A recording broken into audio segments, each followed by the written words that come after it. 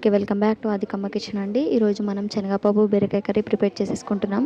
First శనగపప్పుని ఒక 2 times wash చేసుకొని ఒక 45 మినిట్స్ వరకు సోక్ చేసి పక్కకు పెట్టుకొని 45 మినిట్స్ తర్వాత ఒక కుక్కర్ తీసుకొని అందులోకి ఒక 3 స్పూన్ల వరకు ఆయిల్ యాడ్ చేసుకొని ఆయిల్ వేడెక్కిన తర్వాత మనం అందులోకి జీలకర్ర అలాగే ఆవాలు యాడ్ చేసుకుందాం. తర్వాత పచ్చిమిరపకాయలు, కొద్దిగా కరివేపాకు అలాగే ఆనియన్స్ కూడా యాడ్ చేసుకుందాం. ఆనియన్స్ అనేవి గోల్డెన్ బ్రౌన్ కలర్ వచ్చిన తర్వాత అందులో కొంచెం పసుపు అలాగే అల్లం కూడా యాడ్ చేసుకున్న తర్వాత పచ్చివాసన పోయేంత వరకు వేపుకుందాం. తర్వాత మనం ఫైన్గా చాప్ చేసి పెట్టుకున్న బీరకాయలను కూడా యాడ్ చేసుకొని వీటిని కూడా ఆయిల్లో వేపుకుందాం. ఒక 10 to 15 మినిట్స్ వరకు కుక్ చేసుకుందాం. చేసుకున్న తర్వాత ఫస్ట్ నానబెట్టుకున్నాం కదా 45 మినిట్స్ శనగపప్పు, అది కూడా యాడ్ చేసుకుందాం. ఈ శనగపప్పు కర్రీ అనేది చపాతీలకు కానీ, రైస్లో కానీ, పూరీలకు కానీ సూపర్గా ఉంటుంది. పక్కా ఈ రెసిపీ ట్రై చేయండి. మీకు కనుక నచ్చితే కమెంట్ చేయడం అసలు మర్చిపోకండి.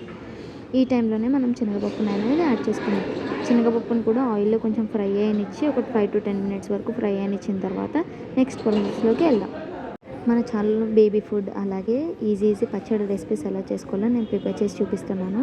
మీకు కనుక ఆ రెసిపీస్ నచ్చితే మన ఛానల్ని లైక్ చేసి షేర్ చేసి అలానే సబ్స్క్రైబ్ చేయడం అసలు మర్చిపోకండి.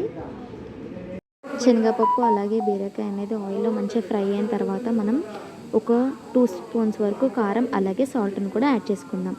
కారం ఇంకా సాల్ట్ మంచిగా ముక్కలకు పట్టేంత వరకు ఒక 5 to 10 మినిట్స్ వరకు మళ్ళీ వేపుకుందాం ఆయిల్లోనే. తర్వాత మనం వాటర్ అనేది యాడ్ చేసుకుందామండి. మీరు ఎప్పుడైనా శనగపప్పు బీరకాయ కర్రీ ట్రై చేశారా? ట్రై చేయకుంటే ఇప్పుడు ట్రై చేసి చూడండి, చాలా టేస్టీగా ఉంటుంది. చూసారా, కారం శనగపప్పు అలాగే బీరకాయలకి బాగా పట్టింది. ఈ టైంలోనే మనం వాటర్ అనేది యాడ్ చేసుకుందాం. వాటర్ యాడ్ చేసుకొని కుక్కర్ విజిల్ పెట్టుకొని ఒక 4 to 5 విజిల్స్ వచ్చేంత వరకు కుక్కర్లోనే ఉడికించుకుందాం. రెడీ చేసిన తర్వాత మనం కుక్కర్ మూత పెట్టుకొని ఒక 4 to 5 విజిల్స్ వచ్చేంత వరకు వెయిట్ చేద్దాం. 4 to 5 విజిల్స్ వచ్చిన తర్వాత కుక్కర్ లిడ్ ఓపెన్ చేసుకొని తర్వాత ఎంతవరకు ఉడికిందో ఆ కన్సిస్టెన్సీ అడ్జస్ట్ చేసుకొని వాటర్ కూడా యాడ్ చేసుకొని తర్వాత కన్సిస్టెన్సీ అనేది అడ్జస్ట్ చేసుకుందాం. ఇక్కడ నాకు శనగపప్పు అలాగే బీరకాయ అనేది సాఫ్ట్గా కుక్ అయిపోయిందండి.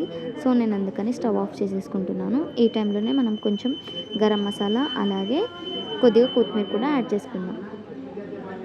అంతే అండి, బీరకాయ శనగపప్పు అనేది ప్రిపేర్ అయిపోయినట్టే. ఇది మీకు ఈజీ అండ్ సింపుల్ రెసిపీ అండి. ఎప్పుడైనా లంచ్ బాక్స్లో కానీ లేకపోతే ఏమి తినాలనిపించినప్పుడు కూడా మీకు ఈ కర్రీ అనేది పక్కా నచ్చుతుంది. ఓకే అండి, బాయ్ బాయ్. ఇంకేమైనా రెసిపీస్ కావాలన్నా కమెంట్ చేయడం అసలు మర్చిపోకండి. Thanks for watching.